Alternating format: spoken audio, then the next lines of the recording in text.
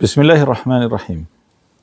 Feja islame, në mësimet e shumta me të cilat na udhëzon për të dëshmuar si njerëz elitar në jetë, është edhe cilësia e mirënjohjes.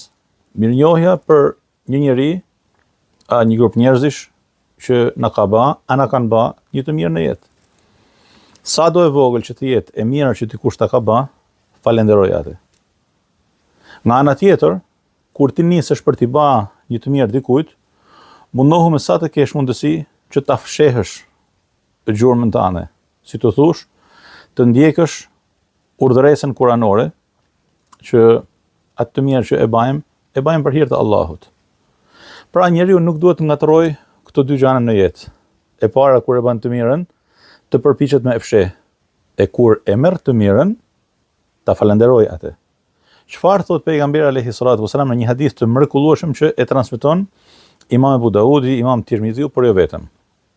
Nga Hazreti Jabir ibn Abdullah, i cili na mëson se pejgamberi sallallahu alaihi wasallam ka urdhëruar dhe ka thënë: atij që i bëhet një dhuratë, pra i bëhet një e mirë, le ta kthej të mirën më të mirë nëse e ka mundësinë monetare. Domethënë, na mëson pejgamberi alayhi salatu wasalam që nëse marrim një të mirë, një dhuratë në jetën tonë të përditshme dhe e kemi mundësinë për ta kthyr me të njëjtën monedhë, le ta bëjmë një gjë të tillë. Sepse sikurse na kanë mësuar, dhurata hap dyert e miqësisë, i forcon ato, dhe dhurata hap oreksin.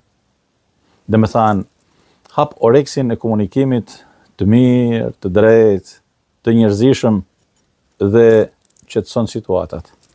Pastaj pejgamberi alayhi salatu wasalam thotë, e nëse nuk mundet për ta kthyer të mirën me të mirë në aspektin financiar, monetar, le ta lavdëroj atë, sepse kush falenderon dhe e shpreh mirënjohjen haptas për një të mirë që është bë, ai e ka lavdëruar dhe e ka shprehur mirënjohjen.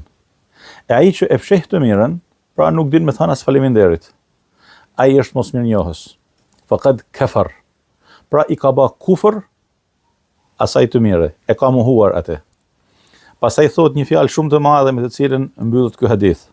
Urdhon dhe thot, ndërsa ai që zbukurohet me çka nuk i është dhënë, pra nuk është e tija, është si ai person i cili ka veshur dy rroba të rreme.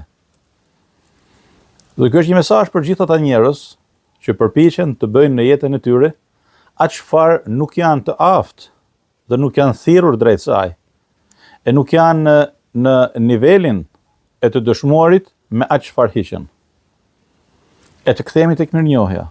Allahu subhanahu wa taala e përmend mirënjohjen deri në detajet më të imta të një prishje marrëdhënie ndërmjet çiftit, në prag të divorcit, në një gjendje shumë delikate në mes tyre, thot wala tansawul fadla bainakum, mos e harroni të mirën dhe mirënjohjen në mesin tuaj. Domethënë ajo çfarë ka qenë e mirë, mos e mohoni.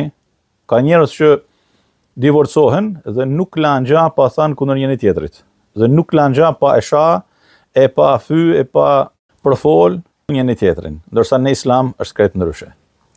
Allahu azza wa jall na mëson që njeriu duhet të jetë mirënjohës në krye të herës ndaj vetë Zotit, krijuesit të gjithësisë. Allahu azza wa jall që nuk ka nevojë për asgjë, dhe që të gjithë ne jemi robët e tij, na përmend në Kur'anin famëlar se ai Zot e do falenderimin dhe mirënjohjen. Subhanallahu. Prandaj thot wa qalilun min ibadi ash-shakur. Të pakët janë robët e mi falënderues. Është si të na thoj, o robët e mi, me gjithë këto të mira që ju kam dhënë, e që gjithsesi tek unë nuk marrohet asnjëherë e mira dhe unë nuk kam nevojë për asgjë, mësoni të jeni falënderues. Sepse në të vërtetë qalilun min ibadi ash-shakur. Të pakët janë robët e mi falënderues. Domethënë, bëhuni shumë, bëhuni mirënjohës në jetë. Mos u bani mosmirënjohës. Përpëliteni në mirësitë e Allahut azza wa jall dhe jeni mosmirënjohës. Përpëliteni në mirësitë e Allahut azza wa jall dhe e mohoni atë. Po dëgjoja para ca netësh një person që mendoj se e kam vlerësuar sa herë që e kam dëgjuar. E që me herën e fundit ra nga sytë e mi. E kuptova se është njëri për të lutë për të. thoshte se unë kam vështruar dhe kam pa etj dhe kam arrit në konkluzionin se nuk ka Zot. Nuk ka Zot, po kush t'jep ngran, kush t'jep me pi? Frymen, këte, atë, mirësitë e panumërta, kush t'jep? Nuk ka Zot, thot, subhanallah. Allahu Azza wa Jall urdhon në Kur'anin famlar dhe thot: "Ya ayyuhalladhina amanu", o ju të cilët keni besuar, hani, pra ushqehuni nga të mirat që ju a kemi bërë risk. Ne ju a kemi dhanë. Dhe falenderojeni Allahun, washkuru lillahi, pra bahuni mirënjohës ndaj Allahut, nëse me të vërtet jeni adhurues të tij. E pejgamberi alayhi salatu wasalam thot se ai njeri i cili nuk falenderon njerëzit për të mirën që i kanë bërë, nuk ka falendëruar Allahun, sepse në fund të fundit edhe e mira që na vjen nga njerëzit në fakt është me vullnetin e Allahut Azza wa Jall.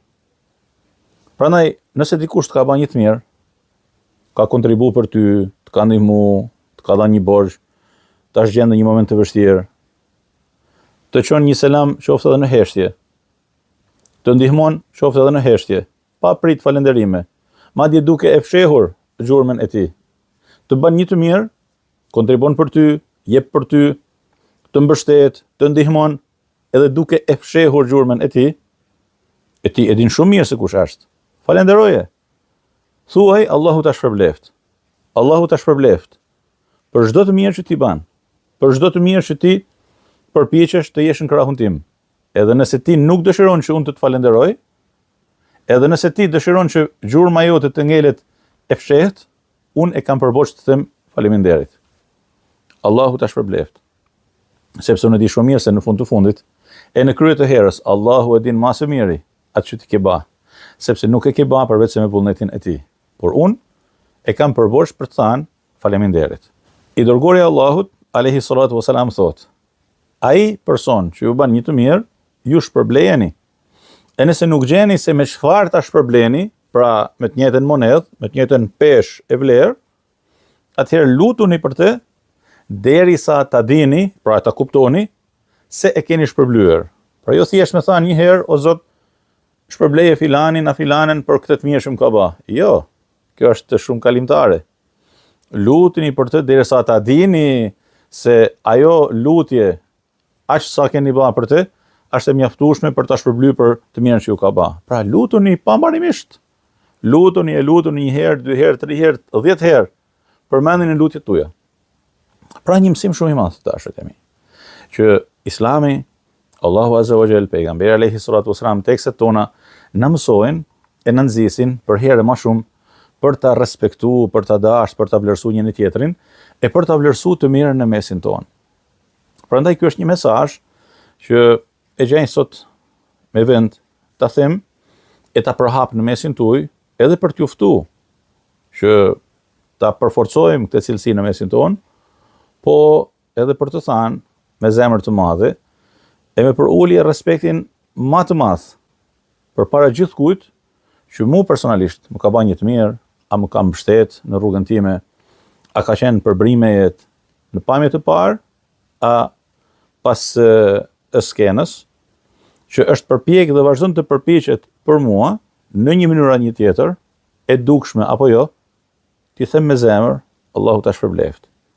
Allahu ta begatoft jetën tane, shëndetin tanë, pasuninë tane, dhe e baft çdo frym, e çdo hap, e çdo përpjekje që ti bën për të mirën time, e thuaj këtu për të mirën e thirrjes islame, sa mali i Uhudit në librin e të mirave, me të cilin do të përballesh nesër tek Zoti i gjithësisë në ditën e gjykimit. Vëllezër edhe motra, le të jemi mirënjohës, sepse ka mirësi pafund me të cilat na rrethon Zoti i gjithësisë e na dëshmon nëpërmjet tyre bekimet e tij ndaj nesh. E në fund të fundit mos harroni se nëse në jetën tuaj është një person, sa do i largët, a sa do larg, që ju mbështet, e është me ju, e ju përkrah në rrugtimet tuaja, të dini se kjo është një shenjë e dashurisë së Allahut për ju.